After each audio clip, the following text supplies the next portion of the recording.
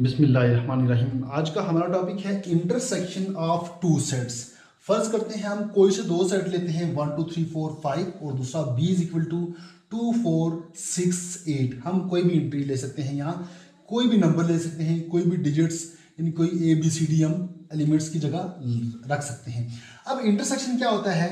ए intersection B, intersection B को हमने find करना है।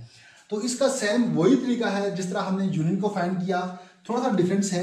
वो कैसे होगा कि A intersection B is equal to, हम पहले ए के एलिमेंट्स लिखेंगे, ए का पूरा सेट लिखेंगे, उसके बाद इंटरसेक्शन का साइन डालेंगे, फिर बी का सेट लिखेंगे। ए का सेट क्या है हमारे पास?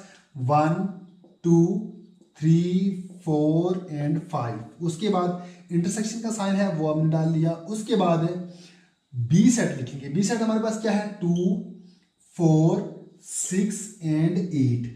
अब यूनियन में क्या था? यूनियन नेसेसरी कंडीशन नहीं, यूनियन में क्या है? यूनियन में ये होता है कि वो एलिमेंट्स हमने ए यूनियन में लिखने होते थे, ए यूनियन बी में, जो सेट ए में हूं या सेट बी में हूं, जबकि इंटरसेक्शन में हमने वो एलिमेंट लिखने हैं इंटरसेक्शन जो इसमें हैं और उस सेट बी में हूं। या इसका मतलब ये हुआ कि जो सेट ए में भी हूं और सेट बी में भी हूं, जबकि यूनियन में या था उसमें आर आता है कि या इसमें हूं या फिर इसमें हूं।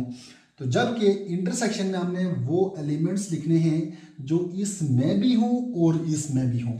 इसमें कौन सा है? 1 है, 1 उसमें नहीं है, हम इसमें नहीं लिखेंगे। 2 इसमें है और 2 इसमें भी है, इसका मतलब है 2 इंटरसेक्शन में आएगा। 4 इसमें है, 4 इसमें नहीं है, इसका मतलब 4 भी आएगा। इसके बाद 5 इसमें है, इसमें नहीं है, 5 को हम नहीं लिखेंगे। उसके बाद 8 इसमें है, इसमें नहीं है, बाकी कोई एलिमेंट कॉमन नहीं है। हम इंटरसेक्शन में सिर्फ वो एलिमेंट लिखेंगे जो दोनों में कॉमन होंगे। इसको कहते हैं इंटरसेक्शन। यानी ये दो सेट्स का जब हमने इंटरसेक्शन किया तो सिर्फ वही चीज़ें लिखेंगे, वही एलिमेंट्स आएंगे जो दोनों में कॉमन होंगे।